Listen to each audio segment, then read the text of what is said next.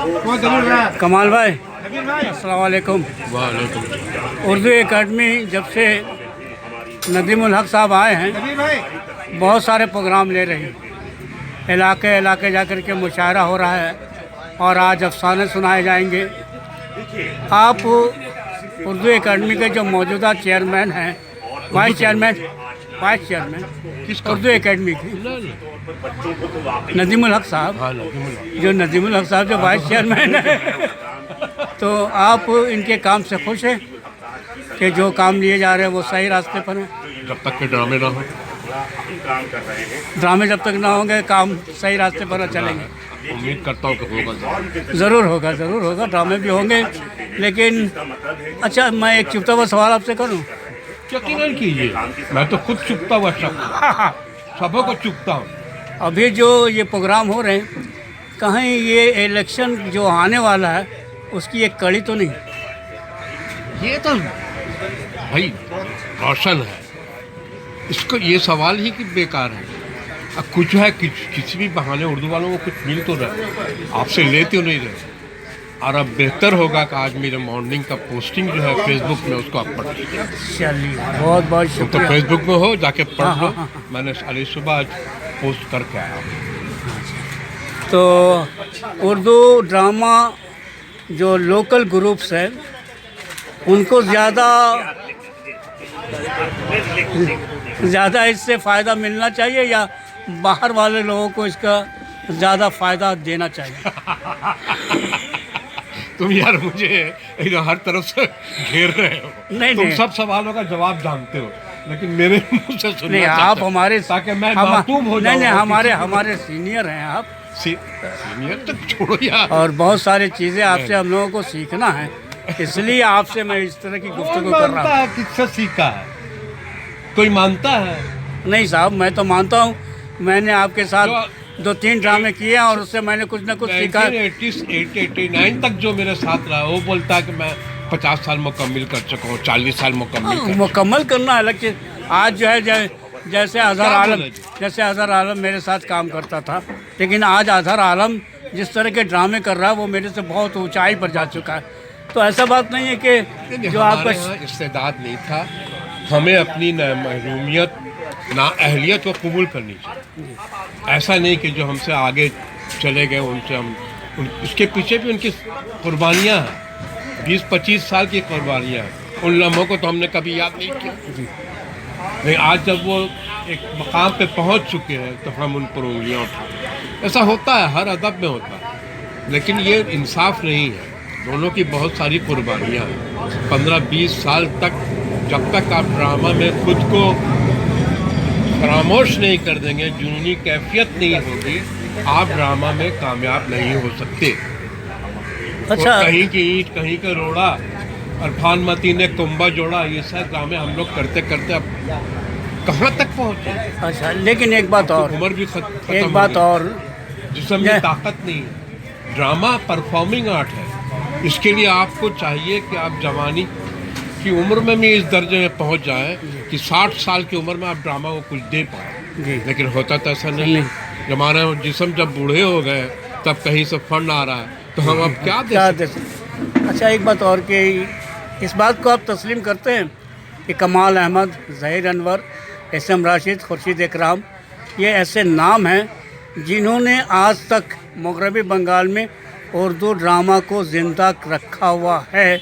इसमें उनका बहुत योगदान है, बहुत बड़ा योगदान, बहुत बड़ा कंट्रीब्यूशन खुर्शीद इकराम का इसलिए भी है कि उसने पहली बार हिंदी वालों से उर्दू को इंट्रोड्यूस करवाया।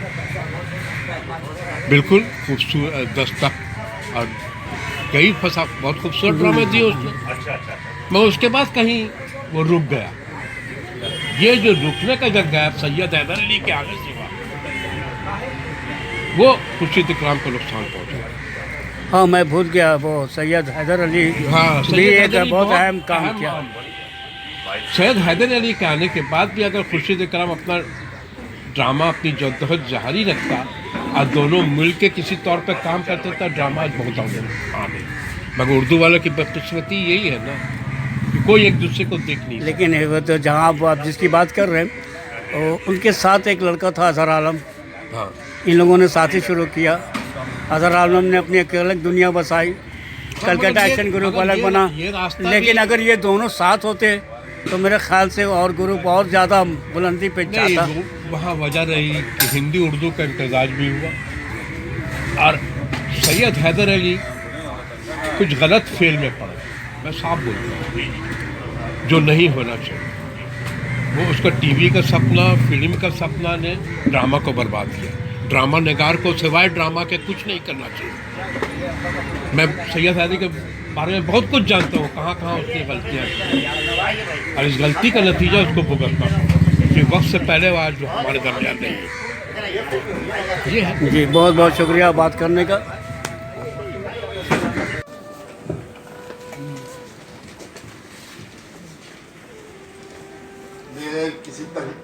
बगैर किसी तकलीफ के मैं अपनी कहानी आपके सामने पेश कर रहा हूँ।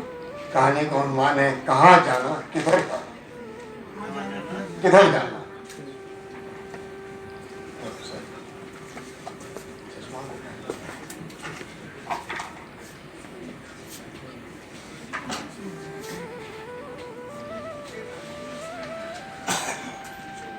मैं शायद पानी में या कीचड़ में गर्दन तक डूबा था, गले में आवाज फंसी थी। क्या मैं गुनहगारों के कतार में खड़ा था। नेकोकार लोगों की कतार बहुत लंबी थी, उसकी लंबाई बढ़ती जा रही थी। अब वो कतार मेरी नजरों से ओझल होता है, पता नहीं किधर मुड़ गई थी। गुनहगारों की कतार में बहुत कम लोग थे, या शायद थे ही नहीं।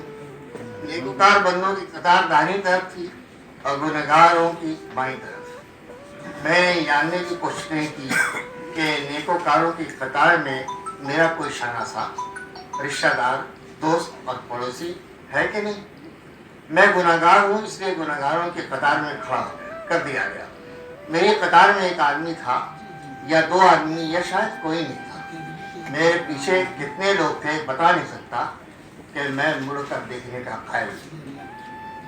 मैं रेंग रेंग कर आगे बढ़ रहा था। मेरे आगे तो अंधेरा ही अंधेरा था।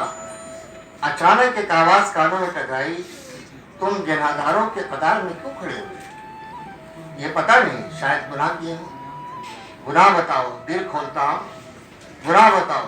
मैंने कहा दिल खोलता हूँ, उसके अंदर बंद है। इस तरह बताओ कि आवाज हलक से बाहर न निकले। मेरी उम्र 77 साल है। बशरी कमजोरी और उससे सरदर्द होने वाली लफ्ज़ों, हवस और लालच ने गुनाह छुपाए।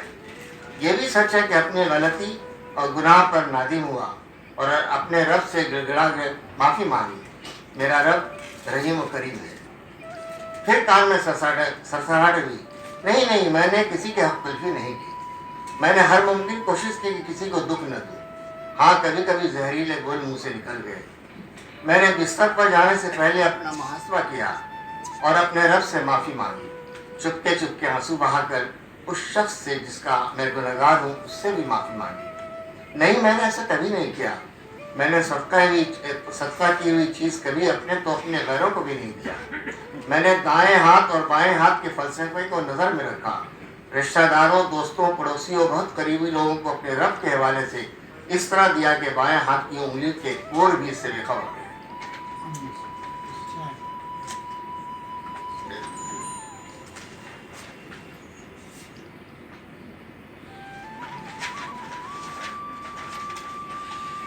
देता तो मेरा रब है, सांस के उखड़ने में कितना वक्त लगता है। मैं इबादत करता हूँ मगर इस पर फख्र नहीं करता। मैं ये कैसे कर सकता हूँ कि मेरी इबादत शर्फ कबूलियत हासिल कर दे। मैं इबादत के हवाले से किसी को गुमराह भी नहीं करता। फिर ससरा लगी, नहीं, ये फरीदा मैंने अब तक अंजाम नहीं दिया। ऐसा लगता है अभी तक मैं इतना पाक साफ नहीं हुआ कि उस दर पर हाजिरी दूँ। हाँ, मैं डरता हूँ, बहुत डरता हूँ इनसे भी जो इस फरीज़े की अदायगी के बाद भी ज़र और ज़मीन की बात करते हैं, और उनसे भी जो इस फरीज़े के अदा करने के वाले को बहरुचिया कहते हैं। नहीं, मैं किसी को बुरा नहीं कहता। मैं दूसरे के लिए अपने रब से गिड़गिड़ा कर दुआएं मांगता हूँ। शायद मुझ जैसे गुनहगार की दुआ कबूल हो जाए। हाँ, डरता हूँ अपने आसपास के हर फर्द से, कहीं उनके साथ कभी कुछ गलत तो नहीं किया। मेरा गिरवा तो नहीं पकड़ेंगे। सूदो ज़िया सजा और जजा तो उसके हाथ है। हम मोहब्बत में काट छाट क्यों करें? क्यों? वो तो नहीं करता, वो तो उसको भी रिस्क देता है जो उसकी इबादत नहीं करता। फिर सरसराहट हुई, नहीं नहीं, मैंने ऐसा कभी नहीं सोचा। मैंने हमेशा अपने दोस्त फनकारों के फन को सराहा, अपने फन से बेहतरीन कहा। लोगों ने मुझे भी फनकार कहा, मैंने इसका इस्तेमाल किया, मगरूर नहीं हुआ। कबल इसके कि मुझसे से और सवाल किए जाते, मेरी आंखें खुल गई। दरवाजे पर कोई दस्तक गिरा था। मैंने पसीने से भीगा, ना पसीने से भीगा था और न डर से कांप रहा था। एक अजीब सी खुशबू जिस्म जहाँ से लिपटी थी, इतराफ के दर खुल गए। मैंने बरामदे का दरवाज़ा खोला। भाभी जी हैं? वो हमारी बेटी के घर गई है, बैठिए, वो आपके लिए कुछ रख गई है। भगवान भाभी को सेहत और तंदुरुस्ती दे, इनको अच्छा रखे। आप भी तो सब कुछ है। नहीं, सब कुछ तो वो है जो हर तरफ है, मगर आसमान में लोग उसको तलाश करते हैं। ये जो कुछ दे रहा हूँ उसके हुक्म से दे रहा हूँ।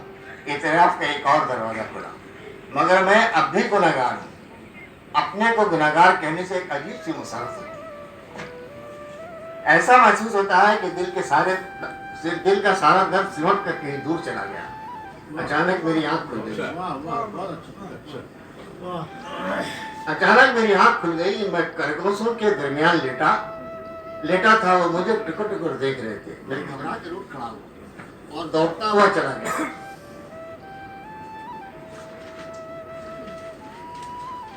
सांस दुरुस्त करने के लिए जरा सा रुका ही था कि देखा सरों पर सींग सजाए कुछ लोग मेरे सामने खड़े थे। उनकी आंखें उंगली पड़ रही थी, उनकी सांसों में बारूद की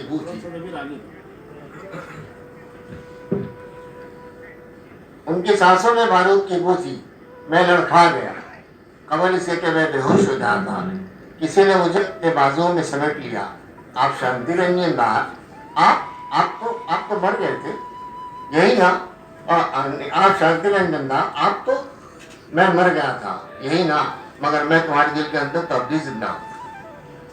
तुम तो मुझे हमेशा याद करते हो, है ना ये सच?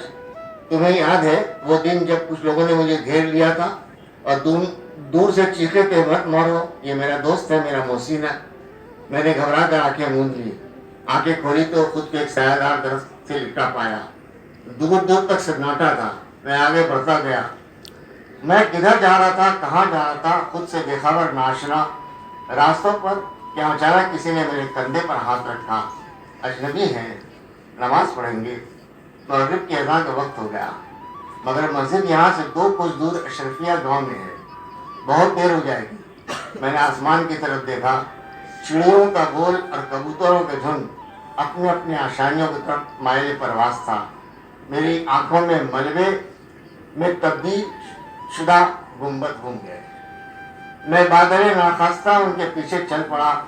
मंदिर से मिलक इनका कमरा था। कमरे के बाहर एक बड़ा सा चबूतरा।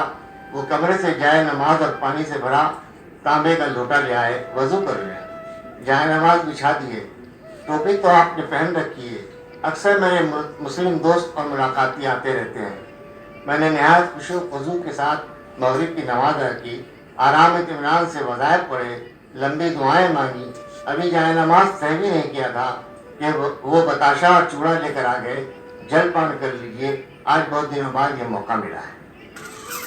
मैंने उनकी आंखों में उतरने की कोशिश की, मगर उनकी आंखों में आंसुओं का एक समंदर था। आप बहुत गौर से कबूतरों और चिड़ियों को देख रहे थे। वहां से कोई कबूतर यहाँ नहीं आया। वो जानते हैं कि इन्हीं वलवों के आसपास उनको रहना है जहाँ वो पैदा हुए। इन्होंने गुलगुल आवाज में निकाल पूछा, आप कहाँ जाएंगे? दिल करता कुछ दिनों आप कहीं रुक जाएं और कुछ जान ले। हम हजारों साल से एक दूसरे को जानने की कोशिश कर रहे हैं, मगर अब तक एक दूसरे के दिल में नहीं उतर सके। हम मुसाफा करते हैं, आदाब को जलाते हैं, मगर जो कोरे खुदरे में छुपा शक है उसे मिटाने में नाकाम रहते हैं। अचानक जोर से बिजली कड़की, मेरी आंखें खुल गई। मैं एक वसी और ईज बाग में खड़ा था। अचानक बहुत तेज ठंडी हवाएं चलने लगी। मैंने आंखों पर अपने दाएं हाथ की हथेली रख दी। ये किया, मैंने देखा कि मेरे कुर्ते की आस्तीन पर खून रंग आंसुओं के कतरे झस थे। अभी पूरी तरह मुस्कुराए भी नहीं था कि आंखें फिर बंद हो गई।